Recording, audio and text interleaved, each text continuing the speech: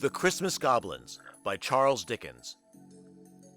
In an old abbey town, a long, long while ago, there officiated as sexton and gravedigger in the churchyard one Gabriel Grubb.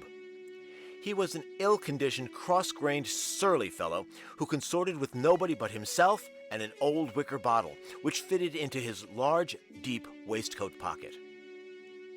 A little before twilight one Christmas Eve, Gabriel shouldered his spade, lighted his lantern, and betook himself towards the old churchyard, for he had a grave to finish by the next morning, and feeling very low, he thought it might raise his spirits, perhaps, if he went on with his work at once. He strode along until he turned into the dark lane which led to the churchyard, a nice, gloomy, mournful place, into which the townspeople did not dare go except in broad daylight. Consequently, he was not a little indignant when he heard a young urchin roaring out some jolly song about a Merry Christmas. Gabriel waited until the boy came up, then rapped him over the head with his lantern 5 or 6 times to teach him to modulate his voice. As the boy hurried away with his hand to his head, Gabriel Grubb chuckled to himself and entered the churchyard, locking the gate behind him. He took off his coat, put down his lantern, and getting into the unfinished grave, worked at it for an hour or so with a right good will. But the earth was hardened with frost, and it was no easy matter to break it up and shovel it out. At any other time, this would have made Gabriel very miserable, but he was so pleased at having stopped the small boy's singing that he took little heed of the scanty progress he had made when he had finished his work for the night, and he looked down into the grave with grim satisfaction, murmuring as he gathered up his things, "Brave lodgings for one, brave lodgings for one, a few feet of earth when life is done." Ho, he laughed as he set himself down on a flat tombstone, which was a favorite resting place of his, and drew forth his wicker bottle. "A coffin at Christmas, a Christmas box, ho, ho, ho!" "Ho, ho, ho!" repeated a voice close beside him. It was the echoes, he said, raising a bottle to his lips again. "It was not," said a deep voice. Gabriel started up and stood rooted to the spot with terror, for his eyes rested on a form that made his blood run cold. Seated on an upright tombstone close to him was a strange, unearthly figure. He was sitting perfectly still, grinning at Gabriel Grubb with such a grin as only a goblin could call up. "What do you here on Christmas Eve?" said the goblin sternly. "I came to dig a grave, sir," stammered Gabriel. "What man wanders among graves on such a night as this?" cried the goblin. "Gabriel Grubb! Gabriel Grubb!" screamed a wild chorus of voices that seemed to fill the churchyard. "What have you got in the bottle?" said the goblin. "Hollands, sir," replied the sexton, trembling more than before, for he had brought it of the smugglers, and he thought the questioner might be in the excise department of the goblins. "Who drinks Hollands alone, and in a churchyard on such a night as this?" "Gabriel Grubb! Gabriel Grubb!" exclaimed the wild voices again. "And who, then, is our lawful prize?" exclaimed the goblin, raising his voice. The invisible chorus replied, "Gabriel Grubb! Gabriel Grubb!"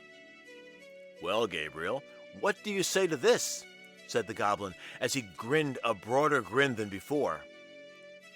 The sexton grasped for breath. "What do you think of this, Gabriel?"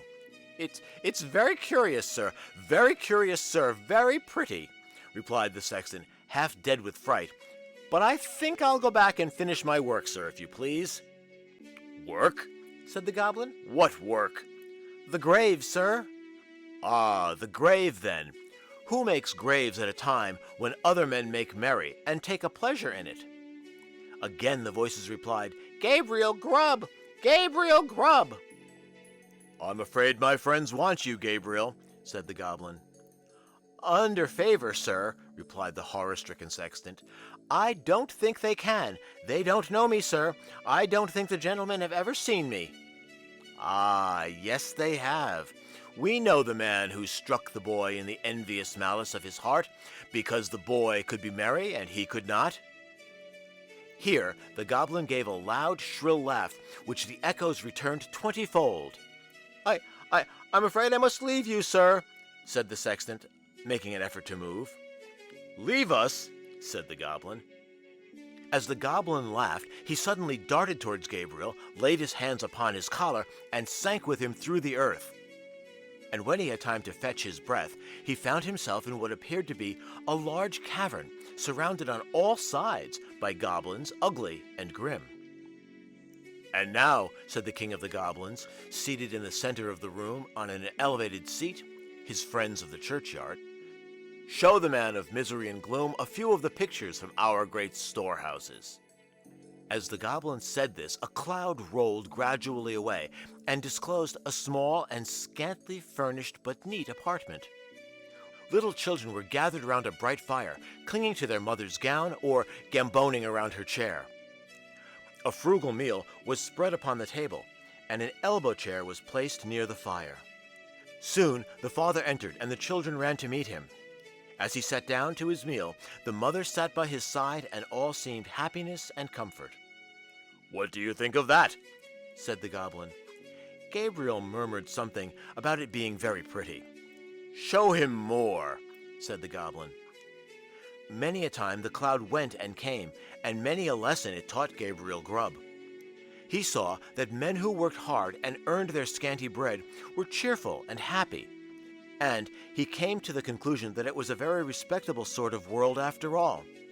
No sooner had he formed it than the cloud close over the last picture seemed to settle full on his senses and lull him to repose. One by one the goblins faded from his sight, and as the last one disappeared, he sank into sleep. The day had broken when he awoke, and he found himself lying on the flat gravestone with the wicker bottle empty by his side. He got to his feet as well as he could, and, brushing the frost off his coat, turned his face towards the town. But he was an altered man. He had learned lessons of gentleness and good nature by his strange adventure in the Goblin's Cave. The Christmas Goblins, from A Budget Book of Christmas Tales by Charles Dickens, published 1895. Read by Gregory Wencek for Stage Presence. Text from Project Gutenberg. Images from Project Gutenberg and Henc R.A. deRoo. Music from Comeback. This recording is released under Creative Commons Attribution-Non-Commercial-No-Derivatives 4.0 International License.